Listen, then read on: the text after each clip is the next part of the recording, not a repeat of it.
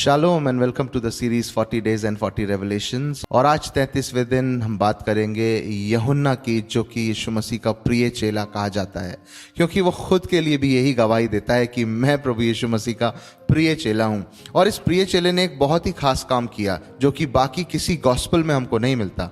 और उन्होंने ये किया कि जब फसह का पर्व यीशु मसीह अपने चेलों के साथ मनाते हैं और उस कमरे में बैठ के वो इन चेलों के साथ डिनर करते हैं, तो वहाँ पर कई सारी बातें हुई होंगी, वहाँ पे कई सारे डिस्कशंस हुए जो कि यीशु मसीह ने अपने चेलों को बताया, क्योंकि वो आखिरी समय था, यीशु मसीह महिमान्वित होने वाले थे, वो क्रूस की मृत्यु को सहने वाले थे और रेजरेक्ट होने पर थे।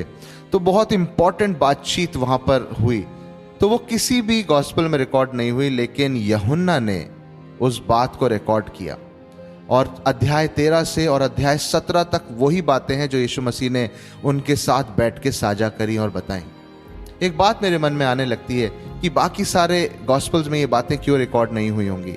तो मैं सोचता हूँ कि ये जो प्रिय चेला है ये जानता है कि यीशु मसीह के साथ उस मेज पे बैठने की क्या इम्पोर्टेंस है। वो एक राजा की मेज है और वहाँ पर वो अपने लोगों को बिठा के साथ में भोजन करता है।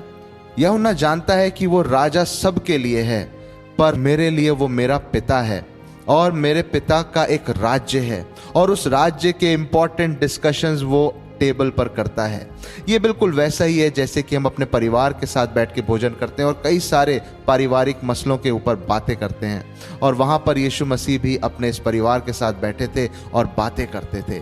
और ये जो प्रिय चेला है, ये जो अपने आप को यीशु मसीह का प्रिय कहता है और जानता है कि कितना इम्पोर्टेंट है कि मैं इस परिवार का हिस्सा हूँ, तो वो इम्पॉर्टेंट पारिवारिक मैटर जो कि सारे विश्वासियों के लिए होते, उसने रिकॉर्ड करे और अध्याय 13 से अध्याय 17 तक बहुत इलेबोरेटली बताया। जहाँ पर यीशु मसीह ने पवित्र आत्मा के विषय में बताया, जहाँ पर यीशु मसीह ने एक नई आज्ञा दी, तुम एक दूसरे से प्रेम रखो जैसे मैंने तुमसे प्रेम रखा है। वो यहीं पर यीशु मसीह ने ये भी कहा कि तुम मुझ में बने रहो और मेरी बातें तुम में बनी रहे। ये सारी बातें इसी कमरे में हो रही थी जब ये लोग बैठ के भोजन कर रहे थे। और अंत में जब खाना खा लेते हैं और सब बातें हो जाती हैं, यीशु मसीह वो प्याले में से सबको पिला देते हैं और रोटी सबको खिला देते हैं। और अंत में वो एक प्रार्थना भी करते हैं जो कि चेलों के लिए थी, जो कि उन लोगों के लिए भी थी जो चेलों की बातों को सुन के यीशु मसीह पर विश्वास लाते, जैसे कि आप और मैं। तो उन सब के लिए प्रभु यीशु मसीह ने इसी जगह पर बैठ के अपने चेलों के साथ प्रार्थना भी की।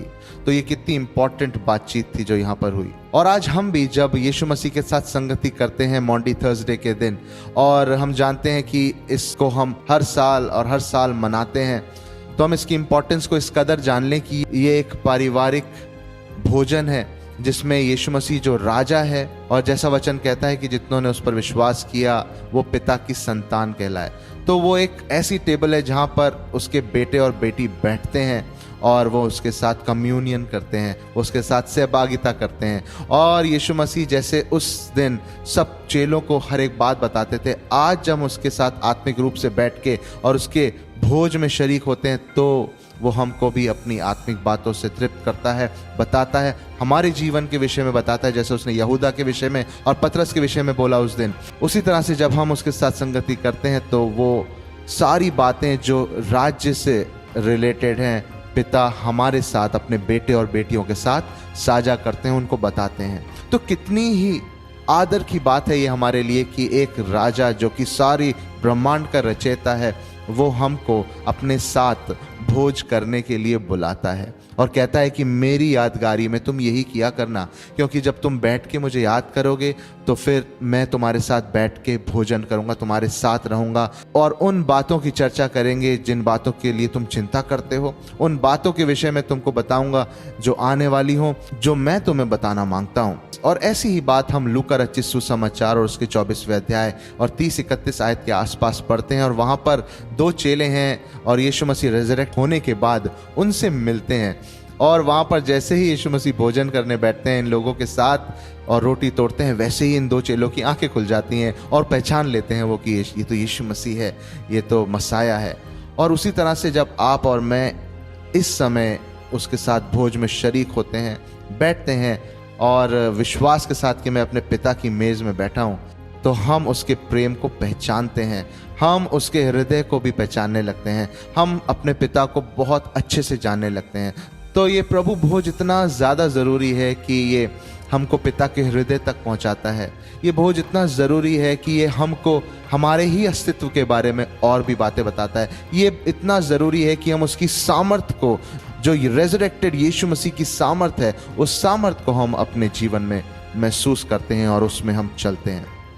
तो बड़े आदर के साथ और बड़े आनंद के साथ हम प्रभु की मेज में शरीक हों और उसके साथ कम्युनियन करें, उसके साथ सहभागिता रखें और याद करें कि ये उसका लहू है और वो उसका बदन है जो हम खाते और पीते हैं। ये केवल धार्मिक अनुष्ठान नहीं है, ये केवल धार्मिक रीति रिवाज नहीं है, लेकिन ये प्रभु यीशु मसीह की आज्ञा है आत्मिक रूप में इस समय कि हम उसके टेबल पर बैठें, उस राजा की टेबल पर बैठें जो हमारा पिता है। वो अपने परिवार को बुलाता है कि मेरी मेज में बैठो और मेरे साथ खाओ और पियो, और जो आनंद मैंने तुम्हारे लिए रखा है, जो शांति मैंने तुम्हारे लिए रखी है, जो प्रेम मैंने तुम्हारे लिए रखा है, उसे तुम ले लो, वो सब तुम्हारा है। उसके प्रेम के लिए हम धन्यवाद देते रहें और ऐसे ही वचनों में मजबूत होते रहें। परमेश्वर आपको आशीष दे।